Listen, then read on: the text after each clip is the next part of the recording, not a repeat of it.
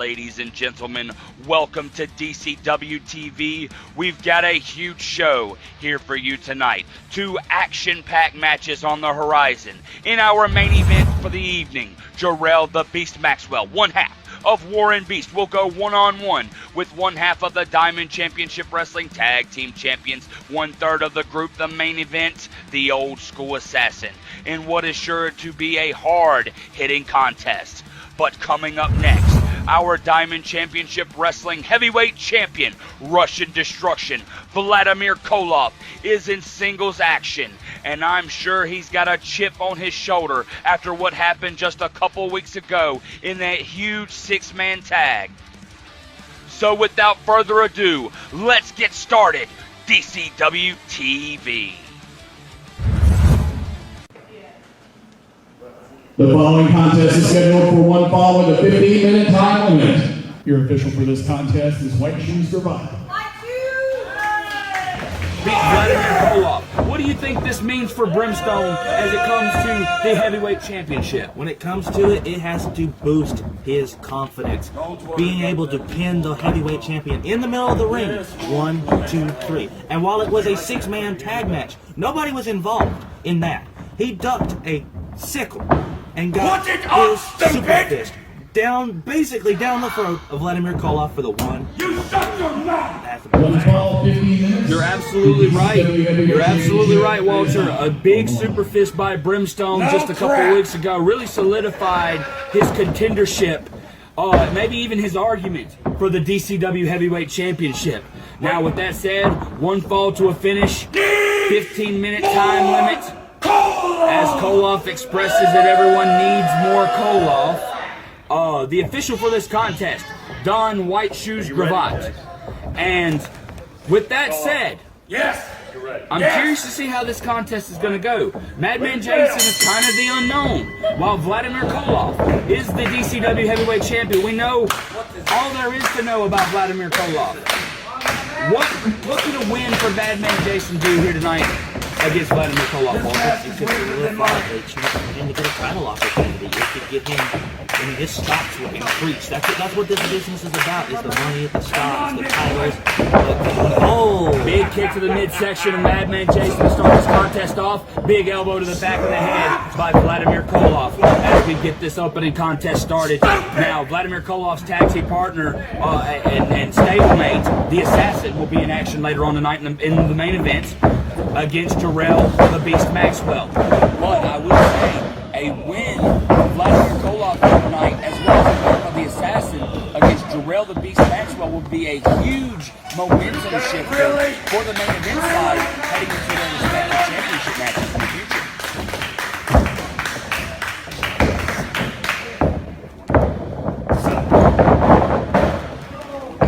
Vladimir Koloff, I'm sure, is quite upset by the action, what took place a few weeks ago when Brimstone beat him in the middle of the ring. How do you think his confidence level is coming out of that match, going into, maybe not necessarily this match, but perhaps the future being a DCW Heavyweight Championship match against Brimstone? Well, when it comes to it, it has to have shaken the confidence. It has to hold him, because you can see a lot of confidence here. And as it falls, but it gets cut off. Big elbow by Vladimir Koloff, the back of the head. That was a little bit of offense by Madman Jason, the first we saw in this match, but to no avail. Now Vladimir Koloff off the ropes, big knee to the skull of Madman Jason. That might be it right there. But when it comes to Koloff, his confidence is shaken. But a win over Jason can kind of solidify it back, as Jason took to. Well, and much to that point, I would say that this contest tonight, and how so far one side has been, is probably Koloff's way of showing I am still dominant. I am still the DCW Heavyweight Champion for a reason. As Vladimir Koloff, with a flurry of splashes, usually sets up Madman Jason's down. Big cannonball by Vladimir Koloff. Now the end could very well be near for Madman Jason, and like I said, I feel like tonight's contest is Koloff's way of trying to say, I am still the champion for a reason. Here it comes, here it comes. He's setting it up, off the ropes, Russian sickle connects. That's it, you can count to 100 right there. 1, 2, 3. That's it. That's it, ladies and gentlemen. Vladimir Koloff with a decisive victory over Mad and Jason. Looks like the champ has something to say. Take a piece of the trash out the beer. Hey, boss man, I see you. That's what you're going to give me? The pure disrespect that you have for Vladimir Koloff. You're DCW Heavyweight Champion. Now that this little quarantine is coming to an end, let this be a warning to all you pathetic fans and everyone in that locker room. I am your champion for a reason. And I will be DCW Heavyweight Champion for a long, long time. Because the fact is, DCW needs more cola. Without a shadow of a doubt, ladies and gentlemen, a huge decisive win for Vladimir Koloff here tonight.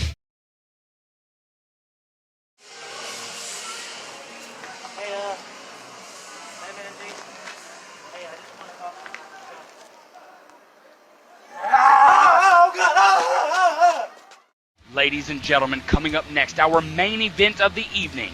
It will be Jarrell, the Beast Maxwell, one half of Warren Beast, going one-on-one with one half of the Diamond Championship Wrestling Tag Team Champions, the Assassin. Now, I want to go back to last week. It was Jarrell Maxwell's partner, LB Hughes, one-on-one with the Assassin's tag team partner, MT2. And let's take a look at that real quick. How did it end exactly? Well, MT2 seemed to have the upper advantage until LB Hughes would put MT2 in a pinning predicament, and that would be the 3 right there. LB Hughes beats MT2 last week on DCW-TV, and I'm sure that is bringing a lot of momentum for Jarrell the Beast Maxwell, for Warren Beast as a tag team as a whole.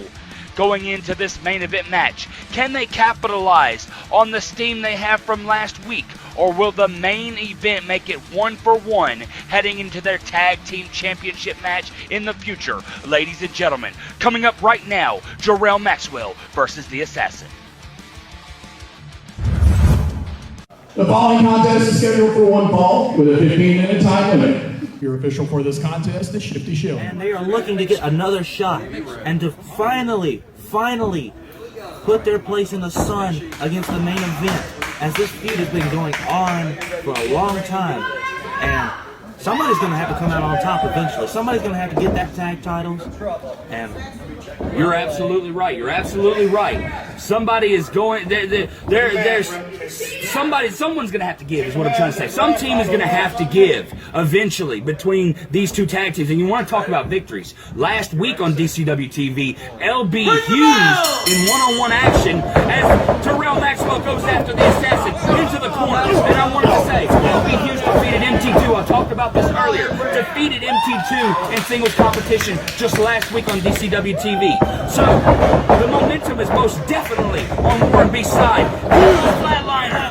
That's it. That could very well be it. This early to your main event. Oh, the Assassin going to get his shoulder up. What a huge way to start off this main event here on DCW-TV. That right there is why the Assassin is one of the most dangerous men in wrestling right now. He's been wrestling since what? The 60s, the 80s? According to the main event. According to the main event, except for that little scrawny guy that they had that one time, but we don't talk about him. When it comes to... Oh, wait a minute, come on. Low blow. Not to cut you off, Walter, but a low blow by the Assassin, and he's lucky Shifty Schilling doesn't disqualify him. That was uncalled for. That was absolutely dirty tactics. But that's what you gotta come to expect from the main event. The reason they are one of the most dominant factions in DCW right now is that they don't follow the rules. Eye raids, closed fists, low blows. It doesn't matter to them. As long threatening officials, as you just saw. Exactly. As long as they can get away with it without losing the match or losing a title, they will do it.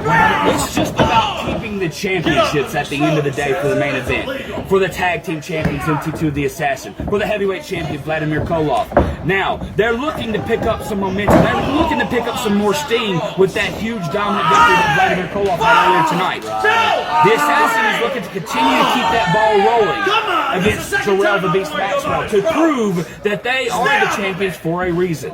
Now, with that said, the Assassin has Jarrell the Beast Maxwell in the ropes. Throws him off. Big clothesline by the Assassin. And I want to talk about one thing real quick. The thing about it is, Maxwell and the Assassin have a lot in common.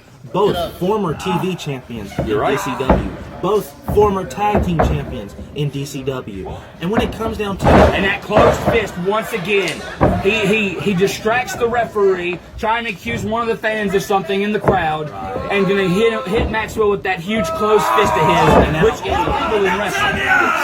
And when it comes to it, that's something you gotta watch out for the Assassin. The Assassin is one of the most, like I said, dangerous men in DCW.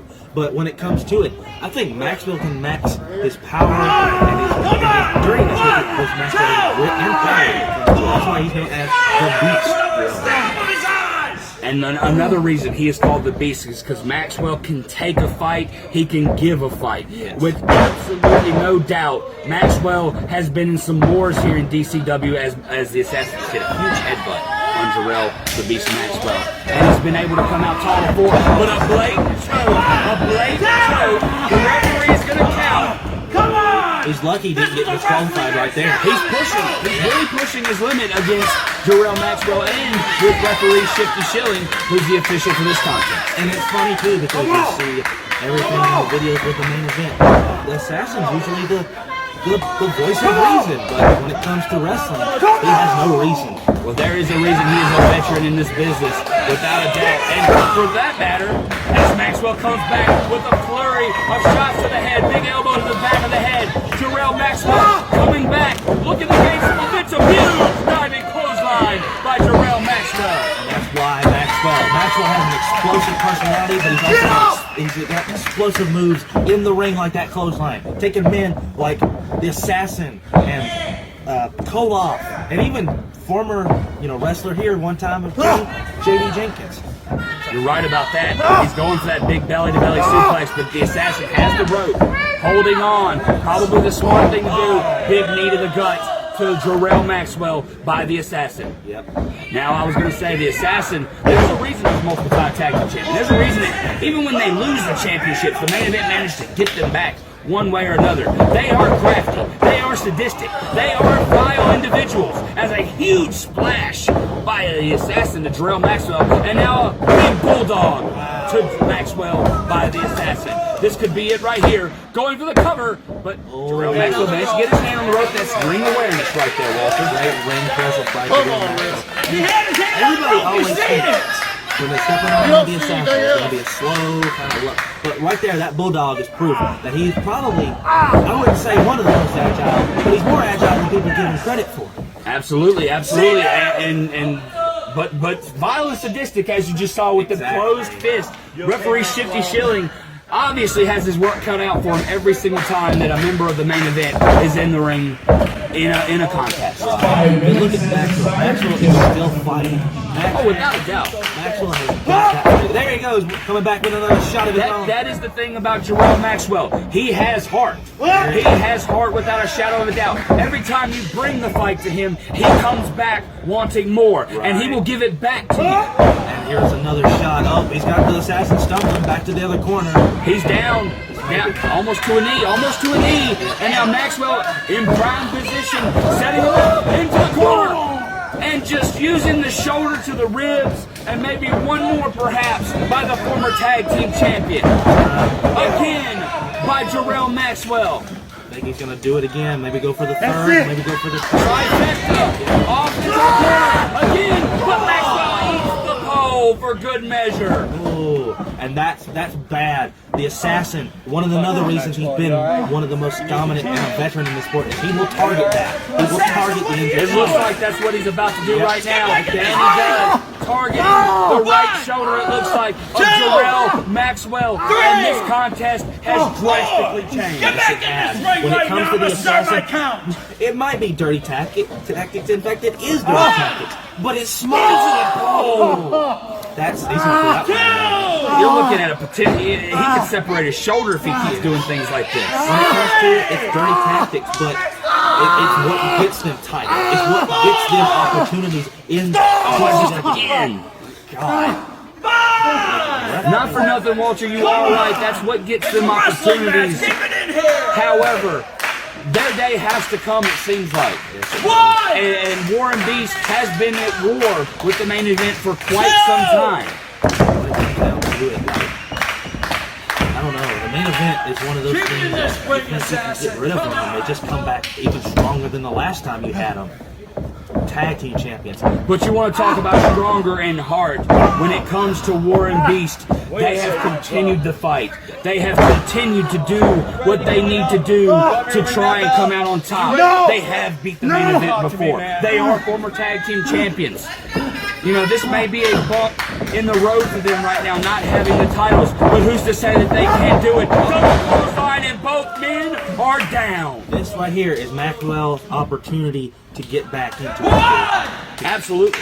To get on a solid ground base. But the Assassin too. The Assassin also gave him a clothesline, so they're going to have to, let's see who gets up first. And see it's just a matter of who gets to their feet first at this point. Maxwell's got to be feeling it in his right shoulder after that huge assault by the Assassin. The Assassin not moving, but Maxwell is to his feet. Maxwell the first one up to his feet, and now just poised, in position, ready for the Assassin to get to his feet and signaling that the end could very well be near. Could be going for another one of those flatliners. Almost ended the match earlier. I'm surprised it didn't end the match earlier. That's Maxwell's biggest move. And the Assassin slowly making it to his feet. Slowly but surely. And now, spear bouncing the Assassin off the ropes into the mat. The Assassin's down. Maxwell shooting the half. This could be it. Shoulders are down 1, 2, and the Assassin manages to get his shoulder up. I will say, it did take him a minute to get the Assassin rolled over, a minute to get the referee in a position that may have given the Assassin that 1 extra second advantage to be able to kick out of that. And all he needs is that 1 second. And now Maxwell, high risk it could be. He's going up top. High risk, but maybe high reward, Walter. But the Assassin to his feet. Oh, big shot to the gut. Another one. And now the Assassin in position. Has him on his shoulder. Huge power slam by the Assassin. Could this be it right here? That's it.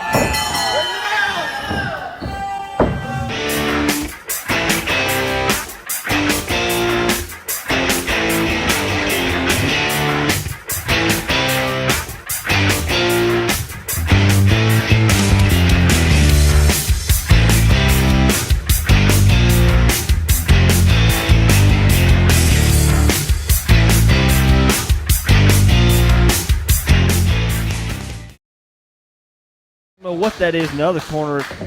Like I said, it looks like he stuck his head in the toilet while he was flushing one of those blue tabs down.